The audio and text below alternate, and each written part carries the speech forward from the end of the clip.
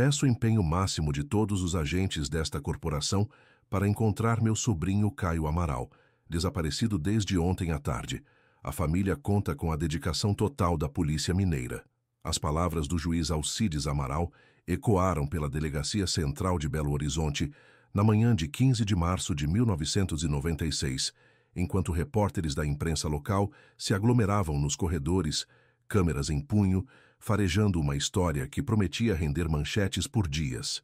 Caio Amaral tinha 22 anos e cursava o 4º período de Direito, numa das faculdades particulares mais respeitadas da capital mineira. Alto, magro, de cabelos escuros, sempre bem penteados e óculos de armação dourada, carregava no pulso um relógio Tecnos prateado com suas iniciais gravadas, presente de formatura do ensino médio que nunca tirava do braço. Era conhecido pelos colegas como estudioso e reservado, daqueles que preferia a biblioteca às festas universitárias. Na tarde de 14 de março, uma quinta-feira comum de outono, Caio havia saído da faculdade por volta das 17h30, depois de uma aula de Direito Constitucional. O professor Henrique Medeiros lembrava perfeitamente. O jovem havia feito uma pergunta sobre hierarquia das normas e permanecera alguns minutos a mais na sala, organizando seus cadernos com a meticulosidade que lhe era característica. As últimas pessoas a vê-lo foram os colegas de turma na saída do prédio. Caminhava sozinho em direção ao ponto de ônibus da Avenida Raja Gabalha, carregando uma pasta de couro marrom e alguns livros embaixo do braço. Vestia uma camisa social azul clara, calça jeans e sapatos sociais pretos, o uniforme informal que adotara desde que começara a frequentar o fórum como estagiário. Rodrigo Lemos, seu colega de sala, foi quem primeiro percebeu a ausência na aula seguinte. O Caio nunca faltava. Era desses que chegava 10 minutos antes e ficava até o professor sair da sala. Quando não apareceu na sexta de manhã, já achei estranho. Recordaria anos mais tarde em entrevista. A mãe, Dona Estefânia Amaral, esperara o filho para o jantar até às 21h30. Moravam numa casa térrea no bairro Luxemburgo, a apenas 2 conduções da faculdade. Caio sempre telefonava quando ia se atrasar, mesmo que fosse por meia hora. Às 22h, ela ligou para a faculdade, mas o prédio já estava fechado. Às 23h, procurou o tio Alcides, que imediatamente acionou seus contatos na polícia. O juiz Alcides Amaral era uma figura respeitada na comarca de Nova Esperança, cidade do interior mineiro onde residia há 15 anos, austero, rigoroso, conhecido pela imparcialidade e pelo conhecimento jurídico, nunca precisara usar sua influência para resolver questões pessoais. Mas o desaparecimento do sobrinho mudou isso. Na madrugada de sexta-feira, já estava em Belo Horizonte, percorrendo hospitais e delegacias. As primeiras 48 horas foram de buscas intensas. A Polícia Civil ouviu colegas, professores, funcionários da faculdade. Checaram câmeras de segurança das proximidades. Poucas funcionavam adequadamente em 1996. O último registro visual de Caio foi numa padaria da Avenida Raja Gabaglia, às 18h10, comprando um refrigerante. O comerciante lembrava dele, porque sempre pedia o troco em moedas para o ônibus. Não havia sinais de luta, sequestro ou qualquer violência. Caio simplesmente vanira entre a padaria e sua casa, um trajeto de 40 minutos que fizera centenas de vezes. Sua carteira, documentos e a pequena quantia em dinheiro que carregava nunca foram encontrados, como se tivesse escolhido desaparecer, levando apenas o essencial consigo. O caso Caio Amaral dominou os noticiários locais durante 2 semanas. Sobrinho de juiz desaparece misteriosamente. Família oferece recompensa por informações. Polícia segue pistas sobre estudante sumido. As manchetes se sucederam enquanto a investigação tentava decifrar os últimos momentos do jovem. Dona Estefânia envelheceu anos em poucos dias. A mulher de 48 anos, professora aposentada da rede estadual, transformou a sala de casa num centro de operações. Colou fotos do filho nas paredes, organizou uma central de ligações e passou a atender dezenas de telefonemas diários, alguns com informações úteis, outros de curiosos ou aproveitadores que tentavam extorquir dinheiro da família. O delegado Paulo Diniz, veterano com 20 anos de carreira, Assumiu o caso com a seriedade que a situação exigia.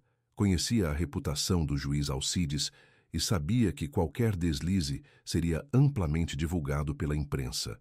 Montou uma força-tarefa com 6 investigadores, mas logo percebeu que as pistas eram escassas e contraditórias. Era um caso atípico, lembraria o delegado anos depois. Não havia indícios de crime, mas também não fazia sentido um rapaz responsável como o Caio simplesmente sumir sem avisar ninguém. Parecia que a terra havia se aberto e ele desaparecera. As buscas se intensificaram na 3ª semana. Bombeiros vasculharam lagos e represas nos arredores de Belo Horizonte. Voluntários percorreram matagais e terrenos baldios. Cartazes com a foto de Caio foram espalhados em rodoviárias, postos de gasolina e estabelecimentos comerciais de toda a região metropolitana. Rodrigo Lemos se tornou uma peça fundamental na investigação. Foi ele quem revelou que Caio andara mais quieto nas últimas semanas, antes do desaparecimento. Ele sempre foi reservado, mas estava diferente, mais pensativo, sabe? Como se alguma coisa o preocupasse. Contou aos investigadores. A primeira pista concreta surgiu no final de março. Um motorista de ônibus da linha 404, que fazia o trajeto entre a faculdade e o bairro Luxemburgo, disse ter visto um jovem parecido com Caio na noite do desaparecimento, mas não no ônibus habitual.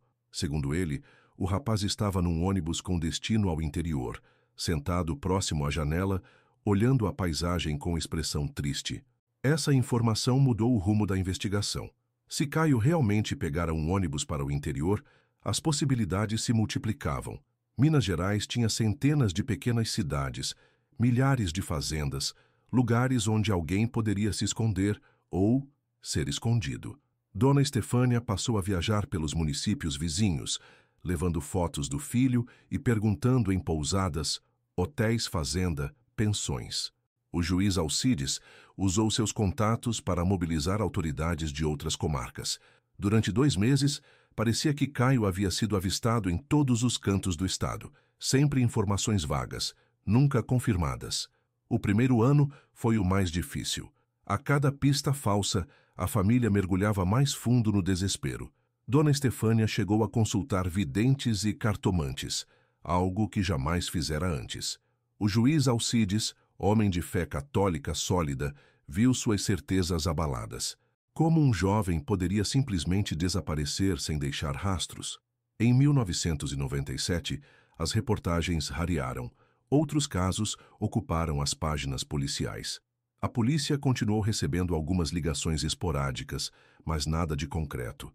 O delegado Paulo Diniz foi transferido para outra delegacia e o caso ficou numa espécie de limbo burocrático, oficialmente ativo, mas praticamente esquecido. Dona Estefânia nunca parou de procurar. Manteve o quarto do filho exatamente como ele deixara. Livros de direito sobre a mesa, roupas no armário, o par de tênis que usava aos domingos ainda no mesmo lugar. Toda quinta-feira, no horário em que Caio costumava chegar da faculdade, ela ficava na janela da sala, esperando vê-lo dobrar a esquina. Os anos passaram devagar em Nova Esperança. O juiz Alcides continuou exercendo sua função com a mesma dedicação, mas colegas notaram que sorria menos e que frequentemente perdia-se em pensamentos durante as audiências. Em casa, evitava falar sobre o sobrinho, mas Dona Estefânia sabia que ele nunca parara de pensar no caso. Março de 2011. 15 anos haviam se passado desde aquela quinta-feira em que Caio Amaral desaparecera sem deixar pistas. Nova Esperança crescera modestamente. Algumas ruas novas, um shopping pequeno, a mesma tranquilidade provinciana que atraíra o juiz Alcides décadas antes. O antigo prédio da prefeitura, construído nos anos 1940, passava por uma reforma completa. A administração municipal decidira modernizar as instalações e criar um centro cultural no térreo. Jonas Ferreira, pedreiro experiente de 45 anos, foi contratado para coordenar as obras de adequação do pátio interno. Era uma manhã fria de outono, quando Jonas e sua equipe começaram a quebrar o piso de ladrilhos hidráulicos do pátio. O trabalho deveria ser simples: remover o piso antigo, nivelar o terreno e instalar um novo revestimento cerâmico. Mas quando a picareta de Jonas atingiu uma área próxima ao muro dos fundos, o som foi diferente. Oco. Tem alguma coisa aqui embaixo, disse para seus ajudantes, ajoelhando-se para examinar melhor. Com cuidado, removeram mais alguns ladrilhos e descobriram que ali havia um pequeno compartimento subterrâneo, uma espécie de depósito esquecido, selado há décadas. O espaço media cerca de 2 metros por 1,5 metros, com pouco mais de meio metro de altura. Parecia ter sido usado como depósito ou esconderijo em alguma época. As paredes eram de pedra e argamassa, e o teto, formado por vigas de madeira cobertas com ladrilhos, resistira ao tempo. Quando Jonas iluminou o interior com sua lanterna, o coração disparou. Havia objetos ali dentro, objetos que claramente não pertenciam aos anos 1940. Uma pasta de couro marrom, alguns livros universitários, um caderno com anotações e um relógio de pulso prateado. Com mãos trêmulas, Jonas pegou um dos livros. Na primeira página, escrito com caneta azul em letra caprichada, Caio Amaral, 4º período, Direito Constitucional. O relógio tinha iniciais gravadas no verso C. Já Jonas conhecia a história. Todo mundo em Nova Esperança conhecia. O sobrinho do juiz que desaparecera em Belo Horizonte e nunca mais fora encontrado. Mas como seus pertences haviam parado ali, num compartimento lacrado do prédio da prefeitura, a descoberta provocou um terremoto na pequena cidade. Em poucas horas, a notícia se espalhou e repórteres de Belo Horizonte começaram a chegar. O juiz Alcides, agora com 69 anos e próximo da aposentadoria, foi até o local acompanhado de Dona Estefânia. Quando ela viu a pasta de couro, a mesma que Caio carregava no último dia, desabou em lágrimas. Eram os pertences do filho, não havia dúvida. Os livros ainda cheiravam a papel antigo e mofo. O caderno continha anotações das últimas aulas que ele assistira, incluindo aquela pergunta sobre hierarquia das normas feita ao professor Henrique Medeiros. A polícia isolou a área e iniciou uma nova investigação. O delegado atual, Marcos Ribeiro, era jovem e ambicioso. Via no caso uma oportunidade de provar sua competência, mas as primeiras perguntas não tinham respostas óbvias. Como os pertences de Caio chegaram até ali? Quem os colocou naquele esconderijo? E por que justamente no prédio da Prefeitura de Nova Esperança? O compartimento subterrâneo foi analisado minuciosamente. Não havia sinais de violência ou de que alguém tivesse sido mantido ali. Parecia ter sido usado apenas para esconder os objetos. A perícia datou o fechamento do espaço. Os ladrilhos que o cobriam haviam sido colocados entre 1996 e 1997, exatamente no período posterior ao desaparecimento. Rodrigo Lemos, agora advogado estabelecido em Belo Horizonte, foi chamado para reconhecer os objetos. Confirmou serem de Caio. Inclusive identificou algumas anotações que havia visto o colega fazer durante as aulas. Era a letra dele, sem dúvida. E este caderno, lembro dele anotando exatamente essas coisas sobre jurisprudência do STF. A descoberta reacendeu todas as especulações. Se os pertences de Caio estavam em Nova Esperança, era porque ele havia estado na cidade após o desaparecimento. Mas quando? Por quanto tempo? E o mais importante, onde estava ele agora? Jonas Ferreira, o operário que fez a descoberta, tornou-se uma figura central na investigação. Foi ele quem lembrou de um detalhe aparentemente insignificante. Próximo aos pertences de Caio, havia também um pequeno papel dobrado com um endereço escrito à mão. Um endereço de Nova Esperança. O papel encontrado junto aos pertences de Caio continha um endereço da Rua das Acácias, número 127, uma casa simples no centro de Nova Esperança que pertencia a Sebastião Moura, funcionário aposentado da prefeitura. Quando a polícia bateu à sua porta em abril de 2011, o homem de 74 anos recebeu os investigadores com um misto de resignação e alívio. Eu sabia que um dia vocês viriam, disse, convidando o delegado Marcos Ribeiro para entrar. A casa era pequena e arrumada.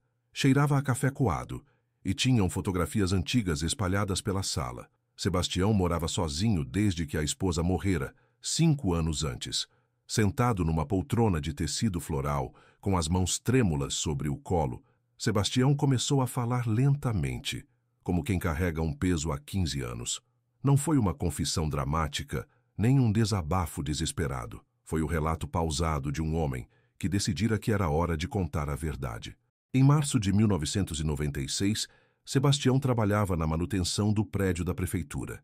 Era ele quem cuidava da limpeza, pequenos reparos e do jardim do pátio interno. Numa quinta-feira à noite, exatamente no dia em que Caio desaparecera de Belo Horizonte, ele estava terminando uns serviços quando ouviu barulho na parte de trás do prédio. Era por volta das 21h, quando encontrou um jovem sentado nos degraus dos fundos, claramente perdido e confuso. O rapaz tinha roupas sujas de terra, parecia ter caminhado muito e carregava uma pasta e alguns livros. Quando Sebastião se aproximou, o jovem levantou a cabeça e disse apenas: "Eu sou Caio. Preciso falar com meu tio." Sebastião conhecia o juiz Alcides, mas claro, todo mundo em Nova Esperança conhecia. Mas era estranho encontrar o sobrinho dele ali, naquelas condições, àquela hora. Caio explicou que havia pego uma carona até a cidade, mas não conseguia se lembrar exatamente como chegara ali. Dizia ter problemas em casa, problemas que não podia explicar e que precisava ficar escondido por alguns dias.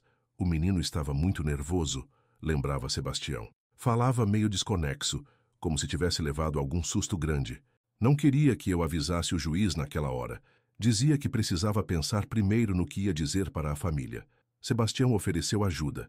Levou Caio para sua casa, deu-lhe comida e um lugar para dormir. O jovem passou a noite acordado, caminhando de um lado para outro na sala, murmurando coisas que Sebastião não conseguia entender direito. Falava sobre descobrir a verdade, sobre papéis que não podiam ser encontrados e sobre estar com medo de alguém. Na manhã seguinte, sexta-feira, Caio parecia mais calmo, mas ainda relutante em procurar o tio. Pediu a Sebastião que guardasse seus pertences por uns dias até que decidisse o que fazer. Foi então que o funcionário da prefeitura teve a ideia de esconder as coisas no compartimento subterrâneo do pátio, um esconderijo que ele conhecia bem e que ninguém mais sabia que existia. Caio ficou na casa de Sebastião durante o fim de semana. No sábado, chegou a caminhar até a casa do juiz Alcides, mas não teve coragem de bater na porta. Voltou dizendo que ainda não era a hora. No domingo, passou a tarde escrevendo numa folha de papel uma carta que nunca chegou a terminar. Na segunda-feira, 18 de março, Caio acordou diferente, mais decidido, mas também mais triste. Disse a Sebastião que ia embora, que tinha de resolver suas coisas de outro jeito. Pediu emprestado algum dinheiro para a passagem de ônibus e prometeu que um dia voltaria para buscar seus pertences. Eu perguntei para onde ele ia, mas ele não quis dizer, contou Sebastião ao delegado. Só falou que era melhor eu não saber, que assim estaria protegido. Deixou a carta pela metade em cima da mesa e foi embora. Nunca mais o vi. Foi a última vez que alguém viu Caio Amaral vivo. Sebastião guardou a carta inacabada durante 15 anos. O papel amarelado continha algumas linhas escritas com a letra caprichada que Rodrigo Lemos reconhecera nos cadernos. Tio Alcides. Descobri coisas que não deveria ter descoberto. Sobre o caso do deputado Carvalho, sobre os documentos que sumiram do cartório. Sei que o senhor sempre foi honesto, mas tem gente usando o nome da família para coisas erradas. Preciso sumir por um tempo até... A carta parava aí. O resto da folha estava em branco. O caso do deputado Carvalho era conhecido nos círculos políticos de Minas Gerais. Em 1995, o parlamentar fora acusado de envolvimento com grilagem de terras, mas o processo desaparecera misteriosamente do cartório. Na época, alguns jornalistas sugeriram que documentos importantes haviam sido destruídos para proteger pessoas influentes. Sebastião explicou por que nunca contara a verdade antes. Depois que o menino foi embora, eu fiquei esperando ele voltar. Passaram-se dias, semanas. Quando vi na televisão que a família estava procurando por ele, pensei em falar. Mas e se eu estivesse colocando o menino em perigo? E se quem ele temia descobrisse onde ele tinha estado? O funcionário aposentado lacrou o compartimento alguns meses depois do desaparecimento, quando a prefeitura fez algumas reformas no pátio. Esperava que Caio voltasse um dia para buscar suas coisas. Durante 15 anos, sempre que passava pelo local, lembrava do jovem confuso e assustado que havia ajudado naquela noite de março. A investigação se encerrou sem resolver completamente o mistério. Sebastião não foi indiciado. Havia apenas ajudado um rapaz em dificuldades, sem saber da gravidade da situação. A polícia tentou rastrear o destino de Caio após deixar Nova Esperança, mas as pistas eram frias demais depois de tantos anos. Dona Estefânia finalmente teve algumas respostas, mas não a que mais desejava. Soube que o filho estivera vivo dias após o desaparecimento, que havia chegado até a cidade natal, mas que alguma coisa o impedira de procurar ajuda na família. O que aconteceu com ele depois de deixar Nova Esperança permanece um mistério. O juiz Alcides, confrontado com a carta inacabada, admitiu conhecer superficialmente o caso do deputado Carvalho, mas negou qualquer envolvimento irregular. Se Caio descobriu alguma coisa, nunca me contou, disse em entrevista. Talvez tenha sido apenas a imaginação de um jovem impressionável que se envolveu com coisas que não compreendia direito. Hoje, os pertences de Caio estão guardados numa caixa lacrada na delegacia de Nova Esperança. Dona Estefânia, agora com 63 anos, visita o túmulo que mandou construir no cemitério da cidade. Um túmulo sem corpo, mas com nome, datas e uma foto do filho sorrindo. Às vezes, moradores de Nova Esperança juram ter visto um homem parecido com Caio nas ruas da cidade, mais velho, barbudo, caminhando com pressa e evitando contato visual. Mas quando alguém se aproxima para ter certeza, ele já desapareceu entre as casas e ruelas da pequena cidade mineira. A pergunta que fica é: Caio Amaral ainda está vivo em algum lugar, escondido há 29 anos? Ou o segredo que descobriu em 1996 custou-lhe a vida e seus pertences no pátio da prefeitura são o último vestígio de um jovem que sabia demais?